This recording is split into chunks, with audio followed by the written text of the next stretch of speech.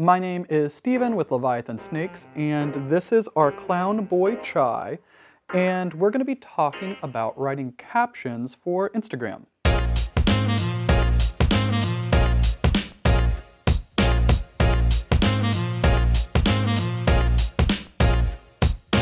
So I'm super sorry. I literally just recorded like 90% of the video and then the camera cut off as soon as I did it and it didn't save it. So hopefully we can do this all again. The very first thing I want to talk about on your Instagram captions is that they serve as a secondary form of content to all of your other posts.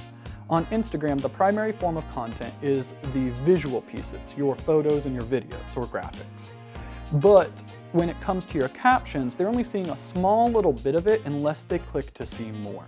And the only way that people are going to click to see more is if they were already engaged. So your Instagram captions don't need to try to catch the audience's attention as much as other writing needs to in the beginning, but it's still good practice to try to catch your audience's attention with a hook at the beginning. The most important thing that you can convey with your caption is your own voice. This doesn't have to necessarily be your real voice. Doesn't mean this is how you would text or write a letter or anything like that, but instead, it is a persona that you have developed for your brand or your identity on social media that remains consistent, and it serves as a way for audience members to identify you. There are a couple different ways that you can craft this voice, and a lot of people do it naturally, but just in case you want to make some deliberate efforts to refine your voice. One of the best ways to do it is through the use of dialogue tags. And if you are coming from like a fiction writing world, I don't mean like he said, she said dialogue tags. Instead, I mean having some specific words or phrases that you will sprinkle in throughout the majority of your posts that are unique enough that people can recognize that it's you. So when I'm just talking in regular conversation, like to my coworkers or friends or stuff, one of the things I say a lot is, are you having all the fun? And it's like a replacement for how is your day going? But because of the specific words that I'm saying and how I say it, it's become synonymous with specifically me. So that way, if people will hear, are you having all the fun? They automatically know that it's me, or they know that it is somebody who is kind of making fun of me. So by refining a few different dialogue tags in both phrases and words that you can use in your social media captions, you can create this sense of identity for your brand that extends beyond a logo, beyond the animals that you post, and goes into your voice. Now, one thing to keep in mind is that your voice should be a deliberate piece of marketing tool or marketing material. And for us at Leviathan Snakes, we try to come across as warm and happy and open, as well as welcoming, because we think that that will allow people to engage with us more. They will be more likely to just strike up conversations and hopefully build trust between us and our audience. So the reason why this is important is if we decided that we wanted to start making a bunch of posts that are all about the things that annoy us or irk us within the reptile community, that is going to alter our voice to be way more pessimistic than what we want it to be. And if we're not careful and we're not deliberate, it can end up turning off the type of people that we want as customers and audience members.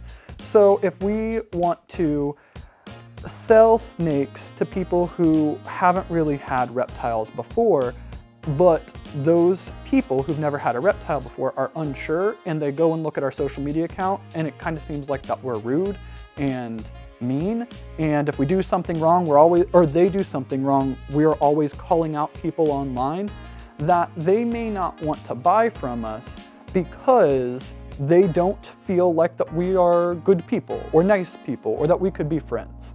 And that's not really how we are in real life, so that's not a type of content that we would want to produce. And by making sure our captions are positive and happy rather than negative or critical, we hope to better refine our own voice in order to draw the customers that we want to deal with. I believe that it's really important to have deliberate avenues of engagement for your audience. And when it comes to Instagram's algorithm and determining what trends on hashtags, a lot of it has to deal with how many people are liking your post, how many people are commenting on your post, and how quickly is that happening from when you first posted the content.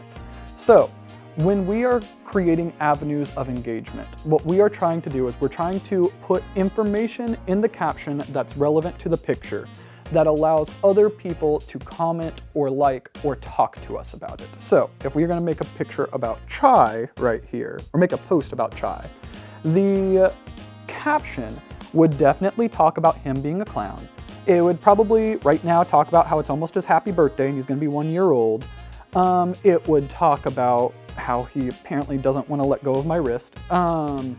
We would talk about his personality. We would talk about lots of different things specifically about him. And the reason why is because there are enough people in the reptile community who can relate with it. They can relate to having a clown and how gorgeous they are, and they can talk about their clown. They can relate to, or say congratulations because it's almost his birthday, or happy birthday, or things like that. And all of that engagement is going to, one, make our post rise in Instagram's algorithm so that way it gets a wider reach and more people see it. As well as every time that you have an audience member engage with you, it helps build a sense of like loyalty and camaraderie. Because once you've engaged with somebody 3, 4, 5 times and they've genuinely engaged with you back and had conversations, you don't feel like they're just some random business or account on Instagram. They feel like your friend. And when you feel like you have a friend or your friends have a business, you are way more likely to support them financially than some random faceless company.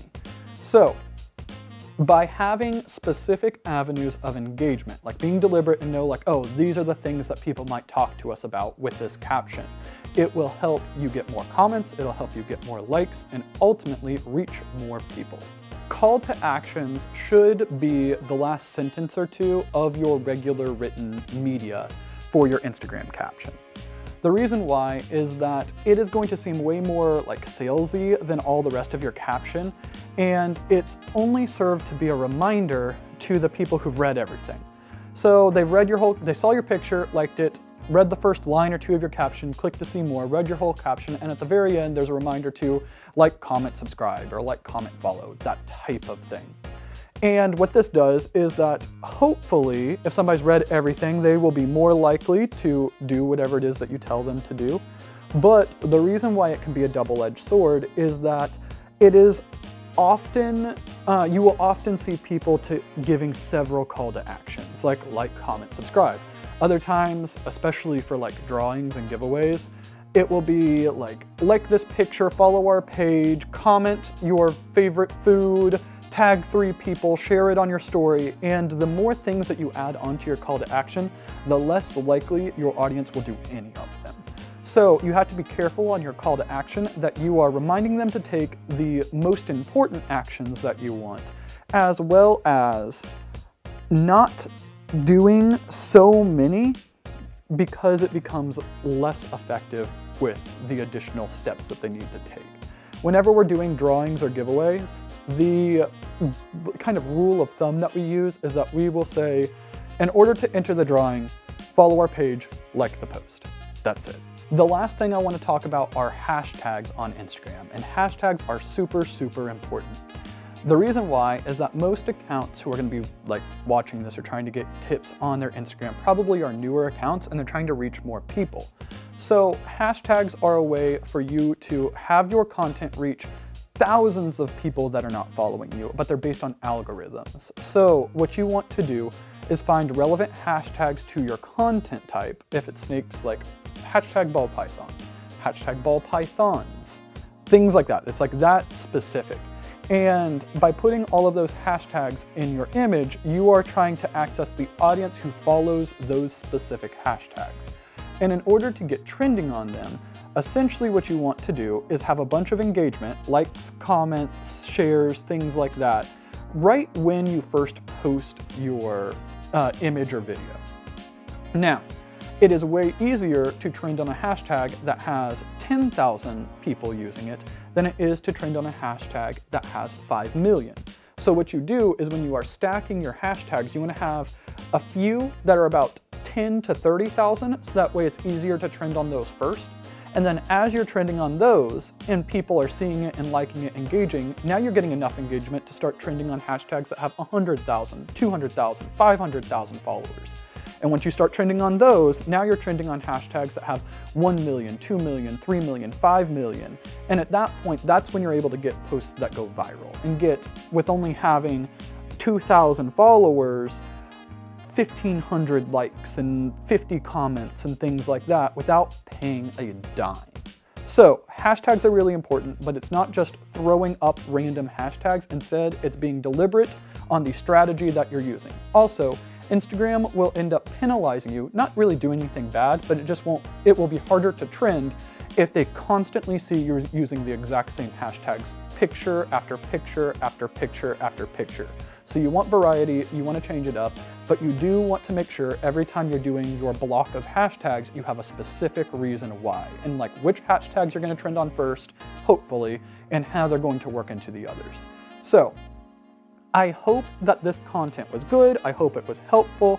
If you have any questions, feel free to leave them in a comment, send us a message on Instagram. We're super open and we love talking and all that stuff. If you are not following the channel, please subscribe. We're like brand new, as you can see, by only having like 90 followers, but it will help us out, hopefully get to that 1,000 subscriber limit, and at that point we can monetize and make maybe just a little bit of money for all the video and production work that it takes to make all of this content that is way harder than we realized beforehand. So thank you again for watching, and we will see you next Sunday.